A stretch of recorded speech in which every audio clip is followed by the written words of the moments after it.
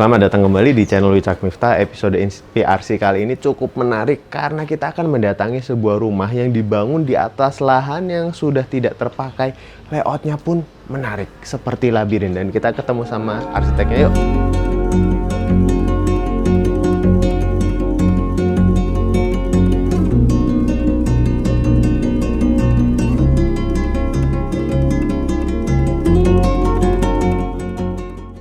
Halo Mas Gea. Halo. Apa kabarnya? Baik. Terima kasih sebelumnya kita udah boleh datang ke sini nih membahas salah satu hasil karyanya. Sama-sama. Terima kasih juga. Nah, ini sebelum kita masuk ke rumahnya Mas, boleh memperkenalkan diri dulu Mas. Agak majuan ke sini nih Mas. Oke. Halo, salam kenal. Saya Gea Sentanu dari Splash Studio. Oke, dan Mas Gea ini ada partnernya juga, Mbak Zara. Nanti kita akan ngobrol juga sama beliau. Nah, ini konsepnya cukup menarik nih Mas, karena dia berada di lahan yang memang sudah tidak terpakai ya, Betul. berarti ya. Dan ini itu tidak punya fasad juga. Tidak berarti punya ya? fasad. Gimana Mas ceritanya Mas membangun rumahnya ini Mas? Iya, jadi memang tadi sempat di-mention ya, nggak punya fasad. Kita tuh diminta oleh klien kami untuk memanfaatkan lahan yang ada. Gimana caranya biar jadi hunian yang nyaman. Tapi kita pun bingung sebetulnya, menentukan mana nih pintu utama. Oke.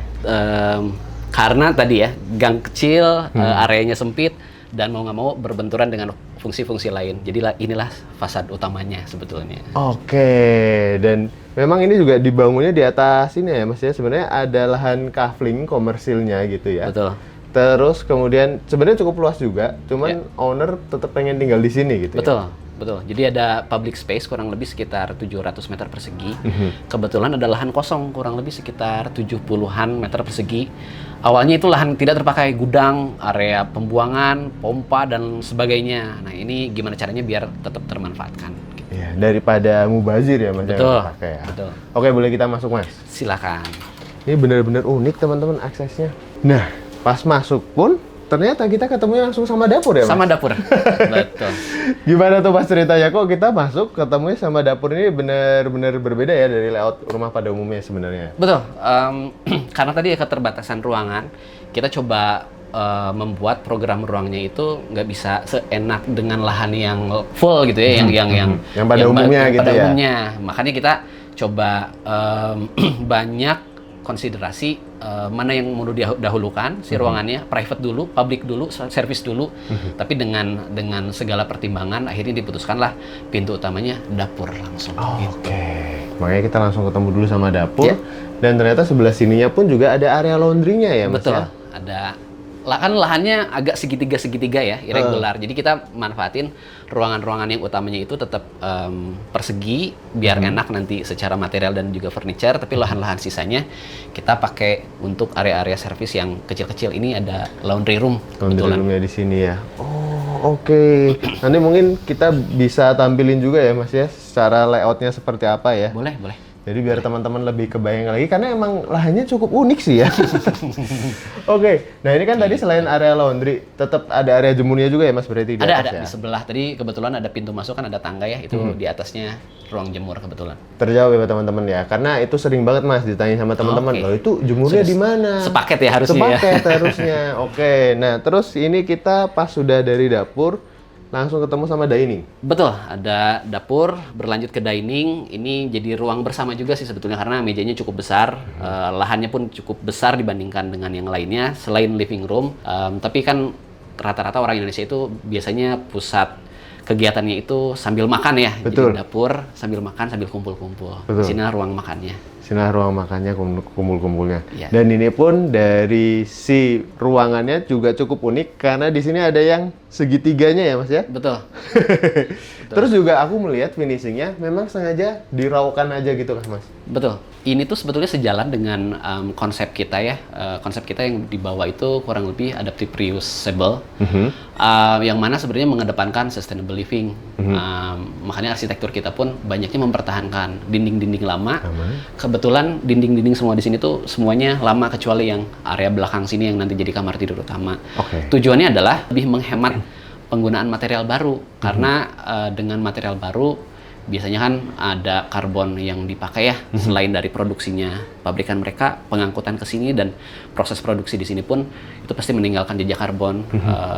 Kita sih sebisa mungkin minimal waste, jadi lahan-lahan, material, objek-objek yang ada kita pertahankan, termasuk finishingnya. Ini finishing sejak dari awalnya memang sudah seperti ini, cukup kita bersihkan, kita rapihkan, tapi inilah yang kita tampilkan justru. Gitu. Setuju sih, karena tadi sempat disinggung juga, kan memang salah satu carbon waste terbesar adalah bidang konstruksi ya Mas ya? Nah tuh teman-teman. Dan terus aku melihat ini juga cukup unik, karena sebenarnya dia juga agak-agak semi outdoor ya di sini tuh ya. Nah ini gimana ceritanya Mas? Karena di sini kan langsung ada inner court gitu, dan ini ternyata ada roster-rosternya juga ya? Iya. Oke, Tadi, seperti apa? Jadi karena kita nggak punya fasad, kita nggak punya bukaan area yang bisa kita coba ambil sebagai penghawaan udara ataupun cahaya, kita coba maksimalin apa yang ada yang kita punya. Kebetulan sebelah sini areanya itu kosong, jadi kita coba ambil udaranya walaupun itu udah tetangga sebelah. Oh, oke. Makanya kita roster ya, bukan bukaan transparan. Lalu kita atapnya ini semi transparan biar cahayanya pun masih tetap bisa masuk ke dalam, nggak gelap. Dan di sebelah sini pun kita ada inner court, kita ambil udara dan cahayanya biar cross ventilation sih sebetulnya. Oh, dan ini juga atapnya ada yang satu, ada yang translucent gini, ada yang solid ya Mas? Betul. Oh, jadi biar nggak terlalu panas juga di dalam sininya? Betul, karena bagaimanapun direct sunlight itu kan nggak baik ya untuk alat-alat ataupun barang-barang yang di bawahnya. Makanya kita tempatkan semua equipment atau appliance home tuh ada di sisi yang solid. Jadi nggak langsung kena cahaya matahari, sedangkan yang cahaya matahari itu yang cenderung kosong, hanya meja aja gitu. Oke. Wih, keren. Tapi sebenarnya sebelum kita lanjut ke sana, ada yang cukup uniknya karena ternyata di sini ada bukaan juga ya Mas ya dari dapur ya. Betul. Gimana nih Mas ceritanya? Kenapa dibikin ada bukaan di sini? Kembali karena tadi kita lahannya terbatas, ruangnya sempit. Kebayang ini kalau ketutup ya. Jadi kita beneran nggak punya akses kemanapun. Interaksi pun kita harus lewat dulu ke pintu itu. Sambil ngobrol, sambil duduk mau makan, kita sambil bisa interaksi dengan yang masak, offer makanan dan lain-lain, itu memudahkan sih. Dan itu tetap bisa nyambung juga kalau ngobrol sama yang lagi ada nonton TV di living gitu ya. Betul. Wow, keren. Ini bener-bener sih aku merasakan kayak, wih, pemanfaatannya luar biasa ini. Masih inget nggak Mas, sebelumnya itu di area sini tuh area apa sih? Ini tuh dulu gang yang tadi tuh sudah ada ya, itu untuk akses utama. Di sini tuh banyak barang-barang. Kebetulan ada beberapa part barang di sini yang sebetulnya udah barang buangan, bukan ya barang terlupakan lah bisa dibilang ya. Kayak misalkan buffet, lemari kecil dan lain-lain, meja pun bahkan mungkin dulu ada di sini. Terus kita refurbish dan kliennya pun memang kebetulan senang dengan barang-barang yang udah punya karena punya ada sisi memorinya ya mungkin ya. Jadi kita rapihkan, bersihkan. Yang tadinya di sini gudang-gudang barang, jadinya area makan yang dengan barang yang sama tapi lebih diperbaiki lah. Gitu. Ini menarik nih, aku jadi nanti kita izin tanya budgetnya ya Mas ya, proses bangunnya ini ya. Karena menarik. Banyak yang masih dimanfaatkan, berarti efisien dari segi budget juga pasti ya Mas? Pasti. Nah, sekarang kita berada di inner court yang Mas Gaya bilang tadi, karena nggak punya fasad, tetap harus ada bukaan, akhirnya ditempatkan di sini ya Mas? Betul. Jadi tadi kan kalau untuk sisi ruang makan kita coba ambil udaranya dari roster di bagian atas karena itu area tetangga. Kita nggak bisa dapat cahaya maksimal. Kita coba buka di tengah ini di core rumahnya itu sendiri. Kita buka jadi cahaya untuk kita dapat cahaya alami, udara juga, dan bahkan hujan pun kita sengaja masukin ke dalam biar tetap adem dan segar gitu. Oh, oke. Wih, seru banget sih. Aku kebayang kalau lagi hujan di sini kan ada air hujannya gini ya Mas ya, masuk ke sini. Makanya tetap ada tanaman-tanamannya di sini dan ada pule ya ini ya Mas ya. Iya. Wah, keren. Dan ini kayaknya jadi salah satu source utama juga sumber cahaya matahari ya Mas ya. Di rumah ini ya. Betul. Nah, ini di belakang sini ada apa Mas? Karena ada glass blocknya semua ini dindingnya nih Mas. Ini kita ketemu glass block itu satu bidang ruangan dari lebar sampai tinggi itu semuanya glass block karena fungsi di dalamnya ada kamar tidur utama yang mana tadi kita hanya bisa ngambil sumber cahaya utama dan juga udara itu di area inner court ini. Sementara kalau kita buka sebagai jendela transparan, privasinya akan terganggu ya. Makanya kita coba buat dari glass block yang privasinya tetap aman tapi cahaya masih tetap bisa masuk. Gitu. Enak nih, pas Adem ada ya? udara ada. Dan berarti mungkin teman-teman belum kebayang, ini sebenarnya juga dinding-dinding yang mengelilingi ini pun langsung ke dinding tetangga dan Betul. ada tetangganya di sebelah ya Mas ya? Betul. Jadi benar-benar di lingkungan yang padat, tapi tetap masih bisa disulap jadi hunian yang nyaman. Yes. Oke, nah ini kita kemana lagi nih Mas? Kulihat Ini- di sini ada pintu juga, sini ada kamar, tapi kita ke mana? Ke sini dulu kali ya? Ini ada pintu kamar mandi. Ini pun pintunya kita pintu sisa ya, pintu yang ada kita coba refurbish aja, oke. diperbaiki. Ini ada kamar mandi, cukup compact sebetulnya, nggak besar, jelas nggak besar, tapi kecil pun rasanya sih cukup lah bisa dibilang. Ada wastafel, closet, ada area mandi, shower dan juga bathtub. Oh, dan ini memang sudah ada sebelumnya ruangannya Mas atau gimana? Enggak sih, jadi Oh, ini dulu ada sama juga sih ruangan yang tidak terpakai, terus kita coba fungsikan untuk si kamar mandi itu sendiri jadinya. Oh, oke. Ini lucu banget sih, compact tapi komplit ya. Bahkan di area showernya itu juga bisa jadi semi bathtub gitu ya. Betul, kita coba akalin, jadi kebetulan punya anak klien kami ini, dan rasanya di usianya itu pasti seru kalau di kamar mandi itu sambil betaban ya. Iya. Jadi untuk menghemat budget kita coba pasang bata, plester, terus di finish keramik. Jadilah bathtub DIY ya mungkin ya. Lanjut. Nah, ini kuperhatiin juga ternyata memang ada beda level ya Mas? Oh iya ya. Di tengah-tengah sini ya? Ya, ini ini kita ada beberapa kendala pada saat konstruksi. Awalnya memang levelnya sama semua, cuman pada saat kita coba bongkar area sini, itu ada septic tank lama yang sudah tidak terpakai, yang mana itu beton agak nongol lah ke atas. Oke. Jadi mau nggak mau kita coba naikin lantainya daripada harus bongkar dan jadi sampahan ya. Ya udah kita tutup, jadinya area tengah ini lebih naik levelnya.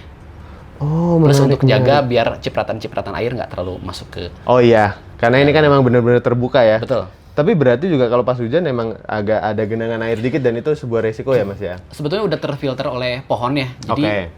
airnya pun nggak terlalu banyak masuk ke dalam. Cuman kalau basah sih Pasti ya. pasti masih basah sih. Oke, dan tadi udah disinggung juga untuk konstruksinya. Nah, berarti untuk proses pembangunannya ini, rumah ini, cukup challenging ya Mas ya? Karena kan aksesnya tadi kayak gitu Pasti, ya? pasti.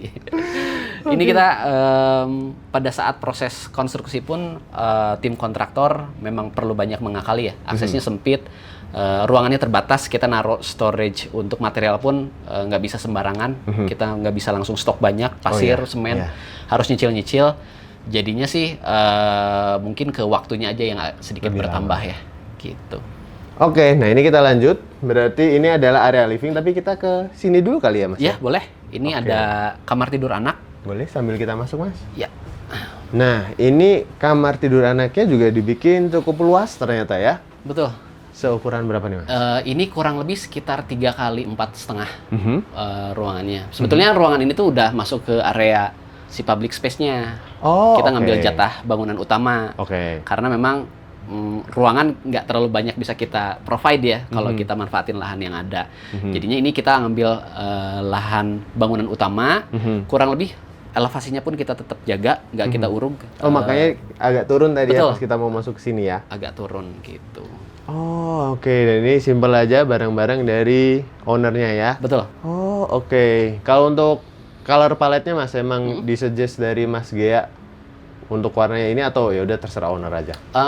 Kita sih banyak ngobrol ya, mana yang lebih disuka warnanya. Sebetulnya warnanya warna dari pasangan klien kami itu senang yang alami, natural. Mana ini kan untuk kamar anak, jadinya menyesuaikan dengan mood anaknya itu sendiri. Senang warna biru ya, kita coba provide dengan warna tone biru gitu. Oke, dan kulihat juga ternyata di sini ada pintu juga nih ya Mas ya?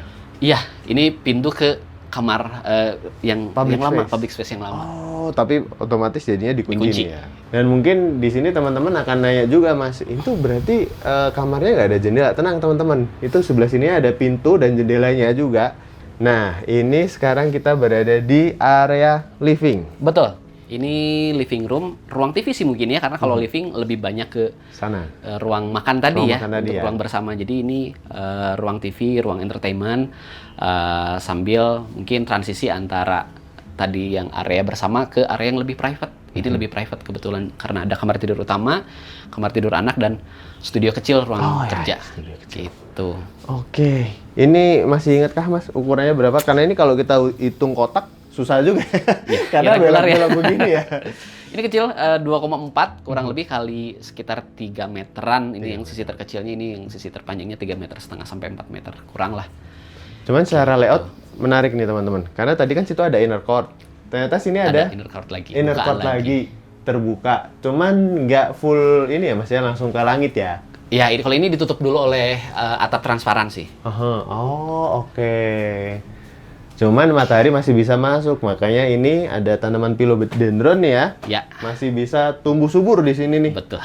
Udara pun biar kita lancar ya, nggak cuman memanfaatkan satu bukaan, tapi ini pun jadiin bukaan. Selain ditutup kan ada ventilasi udaranya. Ventilasinya yang di sininya ya. Betul. Oke, nah karena aku lagi ngelihat ke atas, ini ternyata yang bagian plafonnya sengaja diekspos Mas, betul. betonnya. Betul. Sama sih, balik lagi kita coba pakai material yang lebih jujur sih. Jadi material apa adanya. Ketika kita ngecor ya udah kita nggak finish lagi, nggak tambah plafon lagi. Tujuan utamanya kan mereduksi ya. Jadi biar lebih cepat prosesnya, lebih ekonomis cost-nya.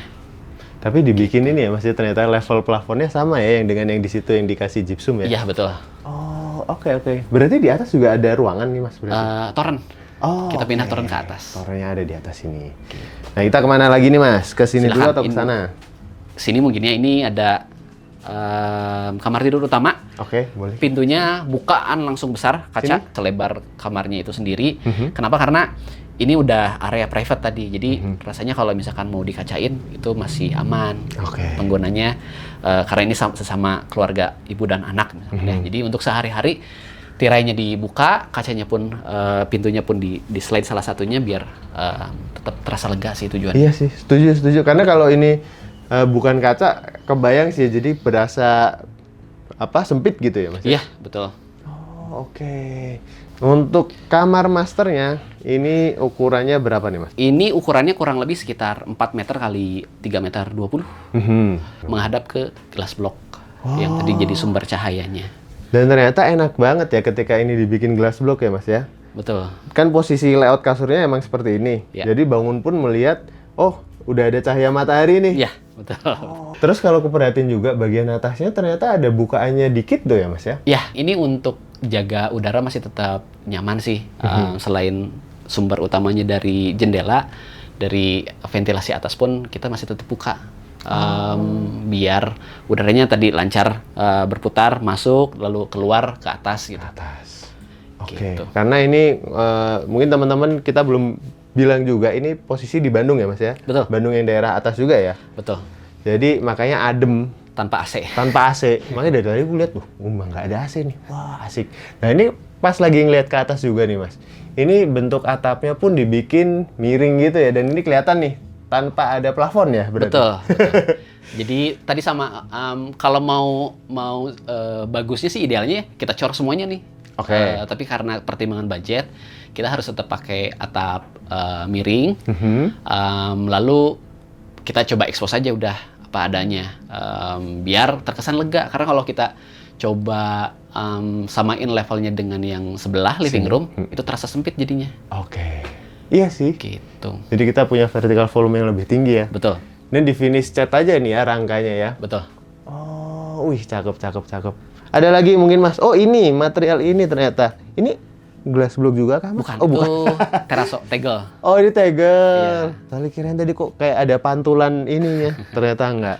Wah. Sebenarnya ini dulu sengaja dipasang jadi backdropnya kasur karena tembok tetangga itu punya pondasi yang agak sedikit ke kita nih. Jadi ada batu kali yang miring. Nah ini kita ratain temboknya, makanya ada penebalan. Oh iya kelihatan di situ ada penebalannya ya. Belum lagi ada sedikit rembesan dari tetangga. Jadi kita coba tutup pakai tile yang solid aja udah gitu. Oke. Itu mungkin jadi salah satu inspirasi juga teman-teman buat ngakalin. Karena itu sering terjadi tuh Mas. Iya, biasanya lembab tuh pasti jadi basah gitu. Oke. Gitu. Kita sisa satu ruangan lagi berarti ya? Ya, boleh ke ruang kerja satu lagi. Ini terakhir ruang kerja. Ini kecil sih, manfaatin lahan yang ada sama sebisa mungkin tetap ada bukaan cahaya ke area yang bukaan tadi di belakang sini. Oh, oke. Dan ruangnya pun unik ya, nggak kotak. Betul. Jadi tetap ada yang miring ke sana, ada yang ke sini. Kalau isi dia sih agak kotak gini ya. Iya. Wih, menarik. Ini berarti dari kebutuhan owner memang perlu tetap ada satu studio gitu ya, Mas ya? Ya, kebetulan karena kan area depannya itu semuanya dijadikan public space semua ya, nggak ada lahan sisa untuk kerja. Jadi masih tetap perlu untuk kerja-kerja kecil sedikit. Kita coba manfaatin lahan yang ada. Tadinya ini mau dijadikan kamar ART, tapi klien kami berpikir kayaknya sih nggak perlu pakai ART. Rumah sekecil ini bisa dikerjain sendiri, kalaupun ia perlu bantuan bisa manggil Yang harian gitu ya? yang harian. Jadinya dijadikanlah ruang kerja. Wow, keren. Ini inspiratif sih, Mas. Lahannya kompak banget, tapi tetap komplit dan semua ruangnya bisa dimanfaatin. Oke, kita ngobrol-ngobrol lagi buat closingnya ya, Mas. Siap. Oke teman-teman, kita sekarang udah duduk bertiga. Biasanya kalau kayak gini tuh udah closing nih Mas. Mbak, kenalin dulu, ini ada Mbak Zara yang dari tadi masih ngumpet-ngumpet aja belum muncul. Mbak Zara ini partnernya Mas Gea. Jadi mereka berdua ya gitu ya. Splash itu. Oke, biasanya kalau udah duduk kayak gini mau ngebahas seputar budget nih. Boleh di-share Mas budgetnya untuk budgetnya berapa? Budget kita pembangunan arsitektur atau sipil itu kurang lebih sekitar 100 jutaan. Range-nya itu belum termasuk furniture, karena furniture itu klien kami sih yang aturkan sendiri pembeliannya dan juga bahan-bahannya. Dan itu untuk prosesnya berapa lama proses membangunnya? Proses pembangunannya kurang lebih sekitar 2 bulanan ya. Cukup cepat sih untuk area yang lumayan challenging itu tadi cukup cepat. Cuman memang harusnya di jadwal awal kita itu kurang lebih sebulanan. Tapi banyak kendala-kendala, akhirnya kurang lebih 2 bulan, tapi itu pun masih memuaskan lah. Masih cepat juga sih ya, 2 bulan 100 jutaan oke banget sih. Tapi challenging-nya tuh apa? Tadi aku kan dengar katanya agak susah tuh untuk membawa material ke sini. Ya. Karena aksesnya ya Mas ya? Betul, kita tuh punya lahan sisa di paling belakang, paling pojok banget. Sementara aksesnya pun nggak terlalu cukup memadai untuk barang-barang besar. Sementara kan untuk kebutuhan konstruksi itu butuh space yang cukup besar ya. Belum lagi untuk loading materialnya, pengangkutannya, dan juga mobilisasinya. Akhirnya ya kita harus banyak koordinasi dengan kontraktor. Sebetulnya tim kontraktor sih ya yang lebih banyak di sini yang merasakan dampaknya. Jadi tertantang ya. Betul. Jadi kontraktor pun akhirnya bisa ngakalin dengan metode-metode tertentu yang akhirnya alhamdulillahnya bisa terbangun tetap gitu. Akhirnya udah ketemu solusinya lah ya. Jadi seperti ini rumahnya. Nah mungkin sekarang gantian Mbak Zara yang mau menambahkan nih untuk ide rumahnya ini tadi ya. Mbak Zara yang merancang atau punya idenya waktu itu awalnya seperti Jadi sebenarnya kita berdua sih pas kliennya datang, mereka kan mau pindah dari rumah sebelumnya ya. Terus mereka tuh menggunakan ini kan karena ingin menggunakan kembali. Jadi selain alasan sustainability, tapi juga alasan lebih hemat juga ya. Jadi sebenarnya banyak lebih mereduksi banyak hal gitu dengan si adaptive reuse ini. Nah nanti juga beberapa material yang dipilih itu selain sebelumnya emang udah digunakan, banyak juga material yang nantinya bisa digunakan lagi. Jadi misalnya kayak glass block ini ketika misalnya nanti mau pindah rumah lagi gitu, itu masih bisa di take out lagi. Jadi sebenarnya konsep secara adaptifnya itu tuh yang pelan-pelan nge-shape rumah ini sih semuanya gitu. Tapi keren banget sih jadinya ternyata seperti ini. Kita kan biasanya juga pernah kayak nge-review rumah di dalam gang atau mungkin yang lahan-lahannya juga sempit ya. Tapi untuk konsep yang seperti ini ya baru kali ini sih. Jadi semoga menginspirasi teman-teman juga ya Mas ya Mbak. Siapa tahu ada juga yang punya case serupa gitu kan, punya tanah sisa yang nggak kepake, bisa juga langsung aja hubungin Splash ya. Kalau ada teman-teman yang mau pakai jasanya bisa kemana tuh? Bisa kontak di IG kami Splash Bureau. Lalu ada email juga, inquiry email di sana, ataupun di Google search juga harusnya ada sih.